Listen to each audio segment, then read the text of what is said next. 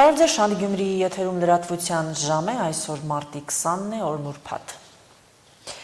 Լրատվամիջոցներում շրջանառվող նոր սահմանադրության նախագծի հետ կապված տեքստը չի հանդիսանում այն փաստաթուղթը, որը նախատեսվում է հրապարակել։ Այս մասին հայտարարություն է տարածել Արդարադատության նախարարությունը, պարզաբանելով, որ սահմանադրական բարեփոխումների խորհուրդը շարունակում է իր գործունեությունը եւ վերջնական տարբերակի ձևավորման գործընթացում կատարվում են ինչպես բովանդակային, այնպես էլ խմբագրական փոփոխություններ։ Տեղեկացնենք, որ այսօր հիմնականում էլեկտրոնային լրատվամիջոցներում տարածվել է իբր նոր սահմանադրության նախագիծը, որի նախաբանից բացակայում է Հայաստանի եւ Լեռնային Ղարաբաղի միավորման մասին ձևակերպում պարունակող անկախության հռչակագրին հղումը։ Առկա են բազմաթիվ աշխատանքային, ընդհուպ սևագիր տարբերակներ, գործող սահմանադրության տեքստի վերլուծական վարժություններ։ Կոչ ենք անում առաջնորդվել բացառապես պաշտոնական տեղեկատվությամբ եւ սպասել նոր սահմանադրության նախագծի պաշտոնական հրապարակմանը, ասվում է Արդարադատության նախարարության տարածած հաղորդագրության մեջ։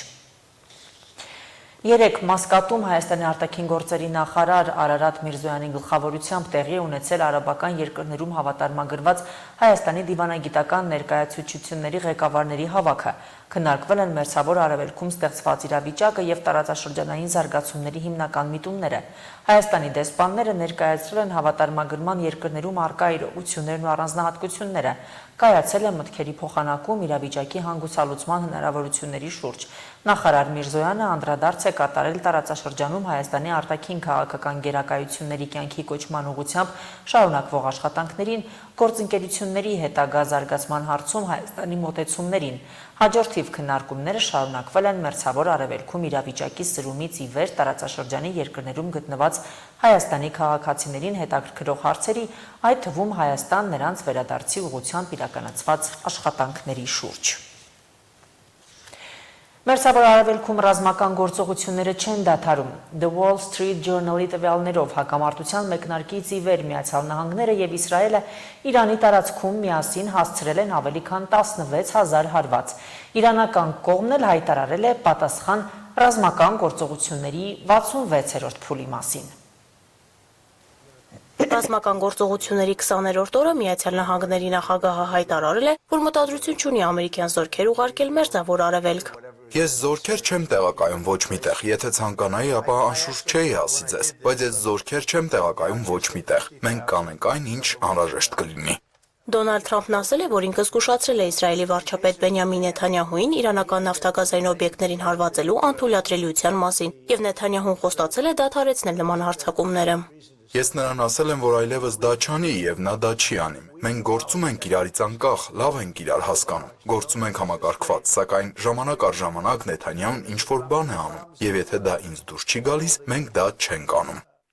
Բենյամին Նեթանյահուն էլ հայտարարել է, որ Իսրայելը միայնակ է հարձակվել Իրանի հարավում գտնվող գազային օբյեկտների վրա։ Նա նշել է, որ ամերիկյան կողմի խնդրանքով Իսրայելը առայժմ չի հարձակվի իրանական գազային օբյեկտների վրա։ Նեթանյահուն հայտարարել է, որ Իրանը զրկվել է ուրանը հարստացնելու կամ բալիստիկ հրթիռներ արտադրելու իր կարողությունից։ Մենք քայլեր ենք ձեռնարկում հրթիռներ կառուցելու հնարավորություն տվող արդյունաբերությունները ոչնչացնելու համար։ Իրանն այլևս չունի ուրան հարստացնելու եւ բալիստիկ հրթիռներ արտադրելու կարողություն։ Մենք հաղթում ենք, իսկ Իրանը կործանվում է։ Իսրայելի վարչապետի խոսքերով ոչնչացվել են Կասպից ծովում իրանական ամբողջ նավատորմը։ Նեթանյահուն նաև հերքել այն լուրերը, թե ինքն է Միացյալ Նահանգների ներքաշել Իրանի դեմ պատերազմի մեջ։ Նրա կարծիքով այս պատերազմը կավարտվի շատ ավելի արագ, քան մարդիկ մտածում են։ Իրանի Իսլամական հեղափոխության պահապանների կորպուսն էլ հայտարարել է, որ երկրում հրթիռների արտադրությունը պատերազմի ընթացքում շարունակվում է եւ զգուշացրել է անակնկալների ու ապագայում ավելի բարդ գործողությունների մասին։ Իսկ Իրանի նախագահ Մասուդ Փեզեշքյանն էլ ընդգծել է, որ Իրանի դեմ ԱՄՆ ներկայիս ռազմական գործողությունները ոչնչացնում են միջազգային հանրության հաստատված իրավական համակարգը։ Ամերիկայի Միացյալ Նահանգների ագրեսիան Իրանի դեմ եւ Իրանի գերագույն առաջնորդի սպանությունը նոր նախադեպ են ստեղծում միջազգային հակամարտություններում, որոնք կոչնչացնեն համաշխարհային իրավական համակարգերը։ Փեզեշքյանի խոսքերով, եթե միջազգային հանրությունը չընդդիմանա այս ճգնաժամին, ապա կրակի բոցը շատերին կայրի։ Այդ երկրի արտաքին գործերի նախարարության խոսնակն էլ անդրադառնալով զսպվածության կոչերին հակադարձել է, թե անիմաստ է նման կեցված կակակալել ռազմական ագրեսիայի ենթարկված երկրից։ Մենք բախվում ենք ահաբեկչական գործողությունների եւ ահաբեկչական ագրեսիայի համադրության հետ, եւ սա աննախադեպ իրավիճակ է։ Այս սպանությունները պետք է դադարեցվեն։ Դուք չեք կարող ակնկալել, որ այս դաժան ագրեսիայի դեմ պաշտպանվող երկիրը զիթեն ու ճյուղ մեկնի նրանց, ովքեր սահմաններ չեն ճանաչում ձեր երկիրը թիրախավորելիս։ Իրանի գնահատմամբ սա ռազմական գործողությունների արդեն 66-րդ փուլն է։ Իրանական կողմի հաղորդմամբ գերծանր հրթիռներով եւ անօդաչու թռչող սարքերով հարվածներ են հասցվել Արևմտյան Երուսաղեմում, Հայֆայում, Աշդոդում գտնվող օբյեկտներին։ Իրանը շարունակում է թիրախավորել նաեւ տարածաշրջանում ԱՄՆ ռազմաբազաները։ Վերջին մի քանի ժամվա ընթացքում անօդաչուների հարձակման մասին են հայտնել Արաբական Միացյալ Էմիրությունները, Քուվեյթը, Սաուդյան Արաբիան եւ Բահրեյնը։ ԱՄԷ-ում էլ հարվածներ են հասցվել ԱՄՆ Ալ-Դարֆա ավիաբազային։ Քուվեյթում թիրախավորվել է Ահմադի նավթավերամշակման գործարանը, բռնկվել է հրդեհ։ Նախնական տվյալներով տուժածներ չկան։ Իսկ Իսրայելը հարվածներ է հասցրել Թեհրանի եւ Սպահանի ենթակառուցվածքային օբյեկտներին։ Իրանական կողմի պնդումներով հոբ համակարգերը խոցել են նաեւ ամերիկյան F-35 կործանիչ։ Անահիտ Հակոբյան, Հորիզոն։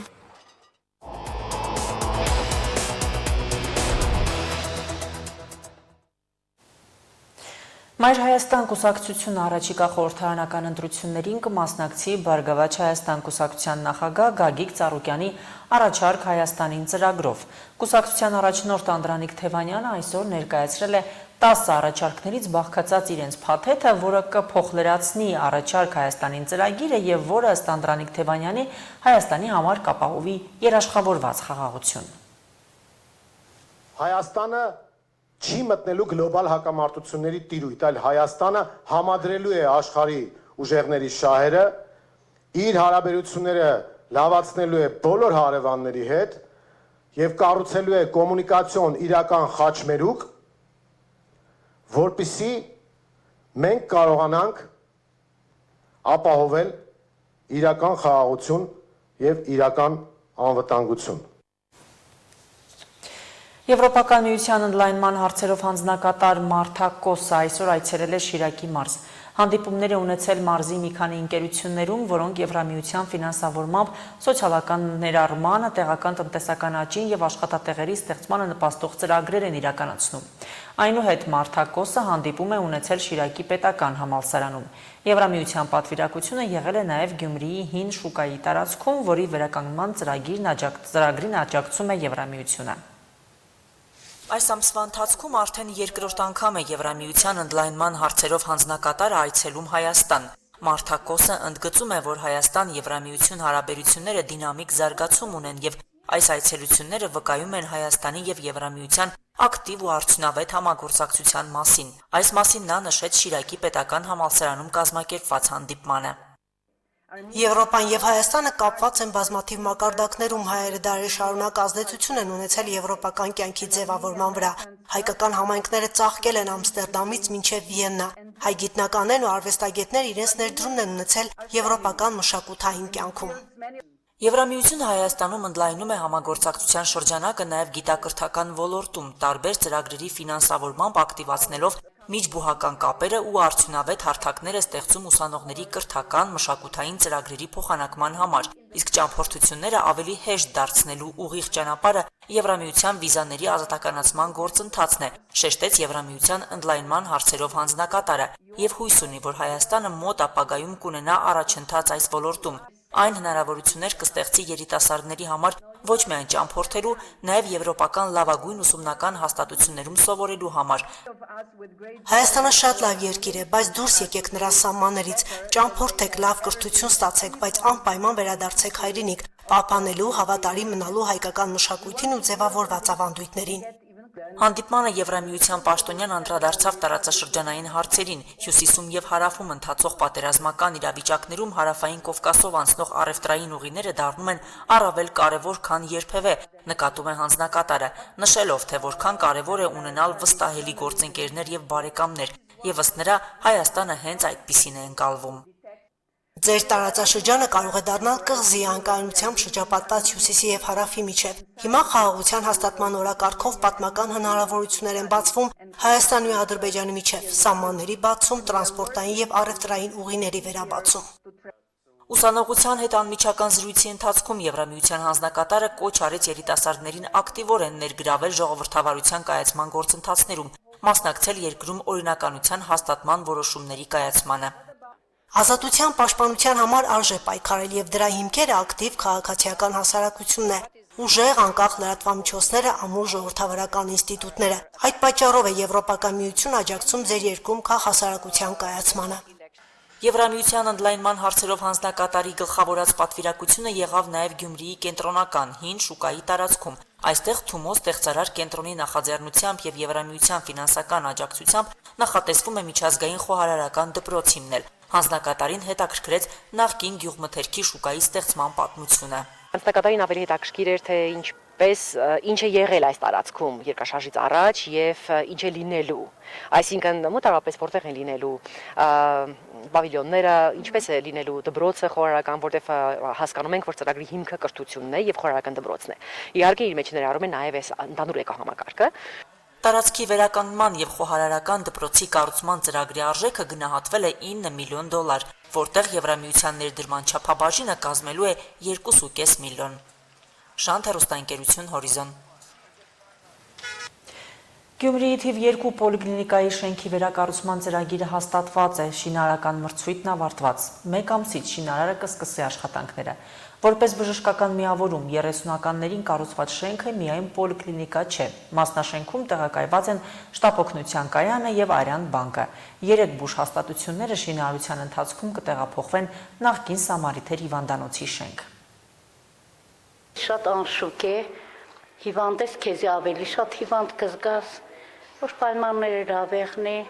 մանավանդ ծմերային բաներին, որ շատ ցուրտ է կնստենք, կհիվնանք։ Երկրորդ պոլիկլինիկայի սպասարկման տիրույթում ավելի քան 20,000 բուժարու է գրանցված։ Օրվա բոլոր ժամերին սպասող բուժարուները շատ են, հատկապես բուժապահովագրության ներդրումից հետո։ Իսկ պացիենտների կանգատները հաճախ սկսվում են մինչև բժշկի սենյակ մտնելը, բայց շենքային պայմանների պատճառով։ Շենքը մեծ ու բարձր է, միշտ ներսում սառնությունը կա։ 30-ականների կառույցը էլեկտրական վառարաններով է հնարավոր տաքացնել, այն էլ միայն սենյակները։ Քայքայվող պատերից ու կոտրված ապակիներից միշտ փչում է։ Հատակը եւս անվտանգ չէ, քայլելիս ճոճվում է։ Անհարմար պայմաններն ու անհրաժեշտ նվազագույն հարմարությունների բացակայությունը թեև չի նվազեցրել բուժարուների թիվը։ Շրջակա թաղամասերը խիտ բնակեցված են, ամենահարմար վայրը նրանց համար այս պոլիկլինիկան է։ Հիվանդանոց էր առաջ, ավելի լավ պայմաններ էր երևի, քան հիմա։ Դե իհարկե, որ նորություններ լինի, ավելի լավ, ժողովուրդը կօգտվի, իրեն բավարարված կզգա։ Լավ պոլիկլինիկա է։ Երկհարկանի շենքում ամբողջական հիմնանորոգում չի արվել տասնամյակներով։ Վնասված, քանդված տեղերում, ինչպես նաև հատակի փլուզումների դեպքում մասնակի նորոգումներ են եղել։ Բուժհաստատության միջոցների հաշվին վերանորոգումներով բժշկական կաբինետներում հարմարություններ են ստեղծել։ Վերանորոգման աշխատանքները ավելի շուտ ժամանակահատվածում չեմ կարող նշել, չեմ հիշում այդպիսի ծրագրեր։ Ներքին հարդարման աշխատանքներ միայն նախամուտքի շրջանում է եղել վերջին մի քանի տարիների ընթացքում, բայց դրանից առաջ կամ հետո ավելի լայն,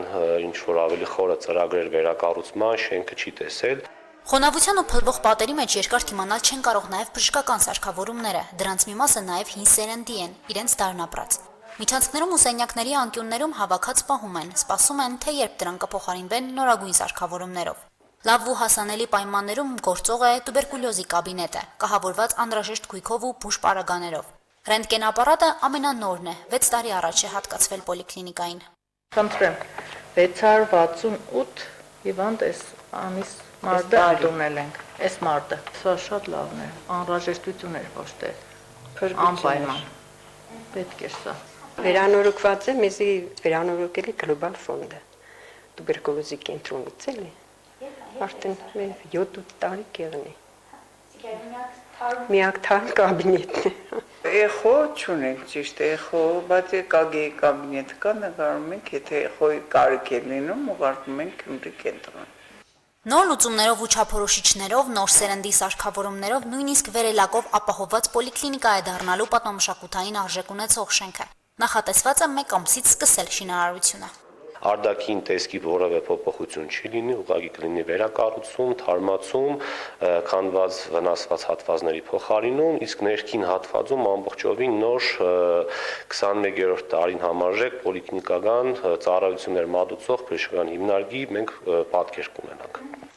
Պետությունն այս պոլիկլինիկայի վերակառուցման համար կհատկացնի 1.5 միլիարդ դրամ, 3 տարում ավարտելու են։ Մինչև նոր պահանջներին համապատասխան շենք ունենալը պոլիկլինիկան ժամանակավորապես կգործի նախկին Սամարիթեր հիվանդանոցի շենքում։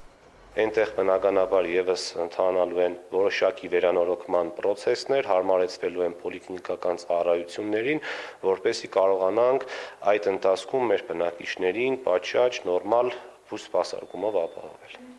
Նույն շենքում բժշկական սպասարկում իրականացնող երկու հաստատությունները, Շտապօգնության կայան եւ Այրան բանկը եւս կտեղափոխվեն Սամարիթերի շենք, բայց իրենց տարածքներ հիմնանորոգումից հետո էլ չեն վերադառնա։ Շենքը կտրամադրվի թիվ 2 պոլիկլինիկային, բացառապես պոլիկլինիկական ծառայությունների համար։ Իսկ Շտապօգնության կայան եւ Այրան բանկը ծրագրված է հետագայում տեղափոխել կառուցվող ծննդատան նոր շենք։ Քննարկում փուլում է նաև առողջության առաջնային պահպանման այլ օղակների միավորման գործընթացը։ Խոսքը թիվ 1 եւ Բերլին պոլիկլինիկաների մասին է, որոնք ըստ նախատեսումների միավորվելու են թիվ 2 պոլիկլինիկային։